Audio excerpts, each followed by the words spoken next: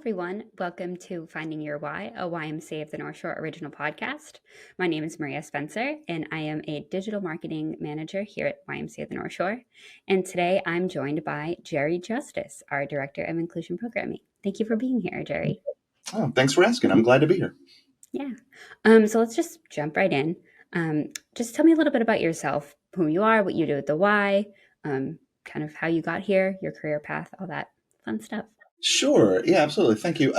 So my name is Jerry Justice. I'm the Director of Inclusion Programs for the North Shore Association, which is pretty vague.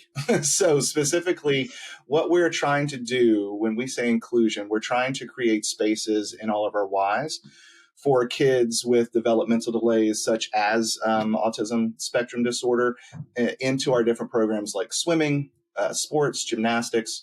We're trying to give them a chance to participate in programs that they might not have been able to because of maybe behaviors, because of their delays. So we're just trying to open up the Y to more of our community.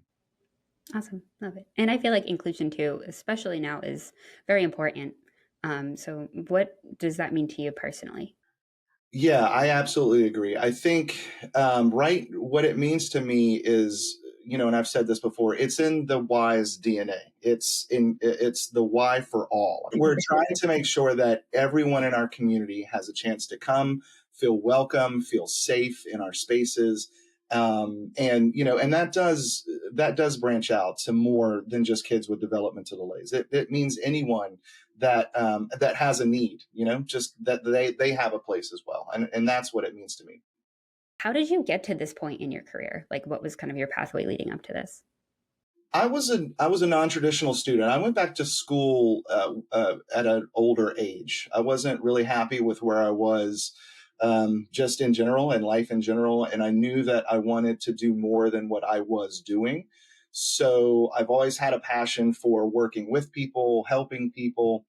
So occupational therapy really called out to me at that point in my life. So I went back to school. I got a degree. I'm a certified occupational therapy assistant, right? So that allowed me to get into a lot of different places like nursing homes, pediatric facilities, rehabs, burn units, and I was able to go and help people regain, some sense of their independence, right? And it was because of that, going back to school, I actually did a field work at a YMCA for their swim program. They have, it was down in Augusta, Georgia, I'm from the South. So they had a rehab pool. And so that's where I started. I started helping people, that were heart attack survivors and stroke survivors. And through that program, I started to meet kids with developmental delays and autism that we were wanting to, train how to swim. And so I slowly started taking on, a clientele. And from that opportunity, and it just kind of, from there, everything just sort of kept snowballing. So I knew I was moving back up here. And when I got here, I was going to go just do travel work. I was going to go, there's 13-week contracts where you can just go and work at different places. And I was just going to do that. In the interim, looking for work, I went to the Beverly YMCA and said, hey, I, teach, swim lessons, because I was teaching neurotypical lessons down at those other Ys as well. And they were looking for work or they were looking for help. And so I started teaching neurotypical lessons here. That was June, July, I think August of 2017. And then, we started having conversations about, where I came from and what I did. And when I told them, Mary Lynn, I think, was one of the first to say, hey, we just happened to get, we just got this grant, called for Waterwise from the Northeast Arc. And we would be very interested in talking to you about maybe helping us, develop that. So, and one thing led to another, and here we are. So, can you touch upon a little bit more about what Waterwise is, how that collaboration with Northeast Arc works?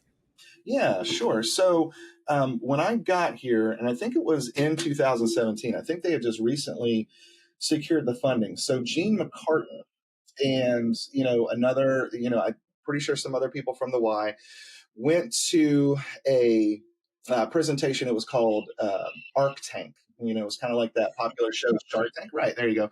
And so it was a chance for them to lay out like a plan for this swim lessons for kids, Waterwise swim lessons for kids with developmental delays.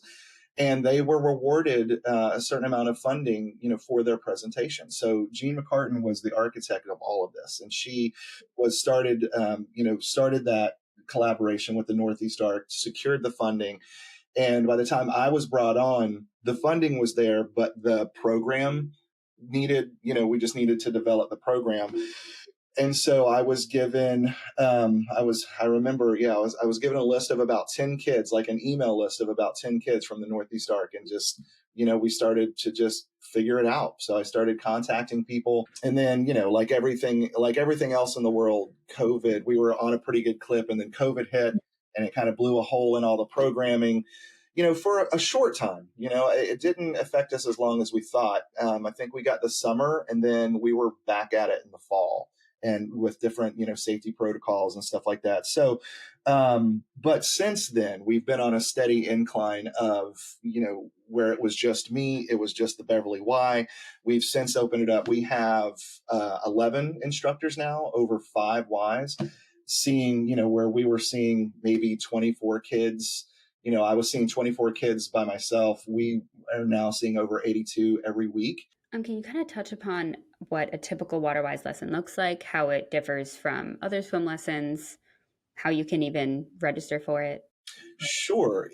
So Waterwise, when a parent reaches out, they're normally, not normally, they're directed to me, right? So the first thing is just having a conversation, and not every child, and this is something that we've been trying to, or the message that we've been trying to get out to different Ys, is not every child with autism needs Waterwise, and Waterwise is not, the program for every kid with autism, right?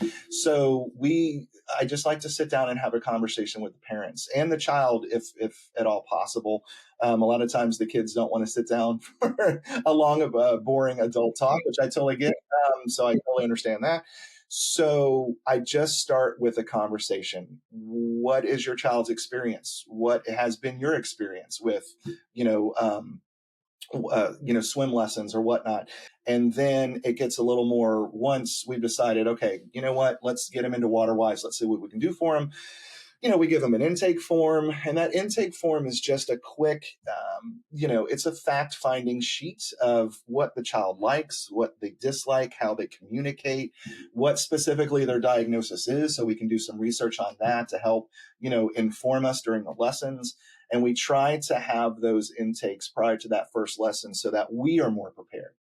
And so for their lessons, 9 times out of 10, if they're going to be a younger child, they're going to be someone who might not have a lot of previous water experience, maybe no lessons. Maybe they tried lessons, but it was just because the behaviors or whatnot just did not work, or they couldn't keep themselves safe. So they're going to be working in a one-on-one environment. And once we, start working with them on that one-on-one, our job is really, the one thing that I stress to my parents is, this is what we want to do. We want to give your child tools to hopefully keep themselves safe in the water independently.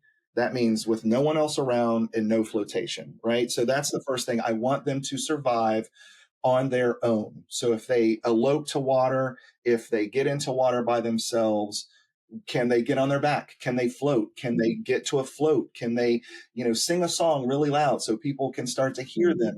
Just all those different things. I don't care what freestyle looks like. I don't care what a breaststroke looks like. All of those things start to happen organically as we get in the water and start to figure that out. The age range right now is, we would say, from 2 to 12.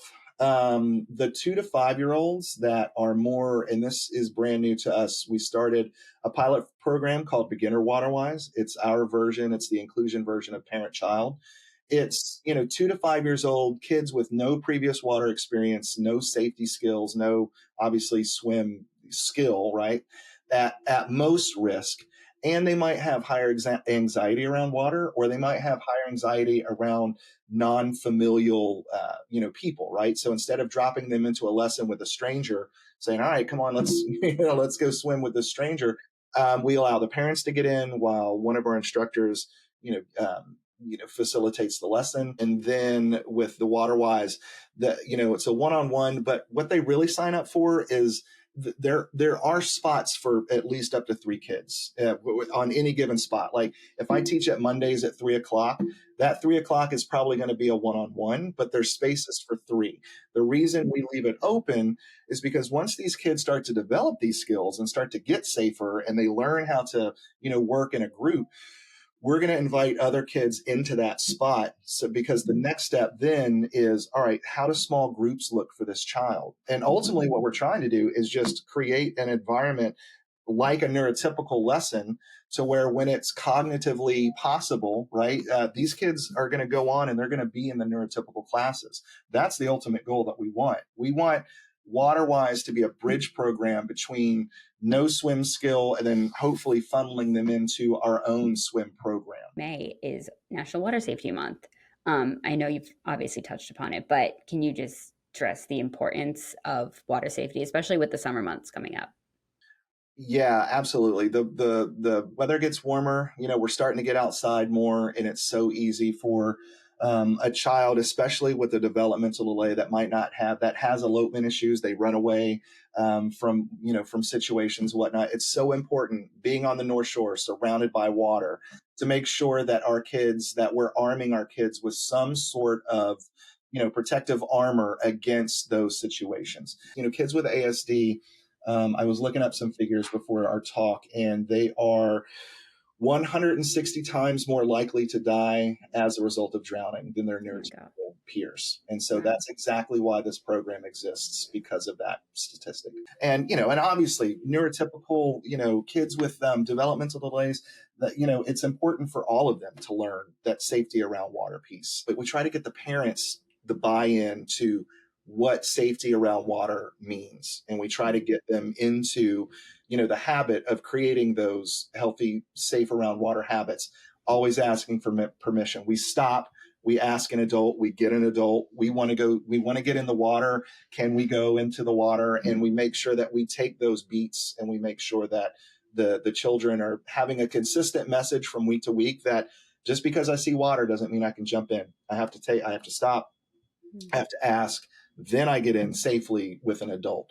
I feel like I've covered all the questions I have, but I just wanted to make sure that if you had any final thoughts, anything you wanted to touch upon before. No, I think, this, again, I just appreciate the opportunity to have the conversation. So for me, with May coming up, Water Safety Month, and us being so, year round, safety conscious with water, especially with Waterwise, I think it's a great opportunity for us to get the word out even further about, there are programs out there, like this, for kids that might not have a chance, to participate for whatever reason. So the fact that we can get the word out about that, help more kids stay safe, I'm all for it. So I just appreciate the opportunity to elevate the program and help people know about it. So thank you for that.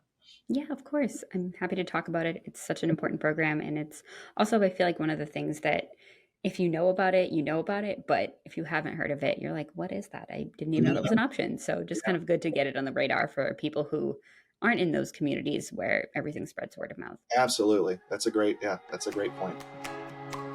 Awesome. Thank you so much for your time. Thanks, Maria. Appreciate it. Yeah.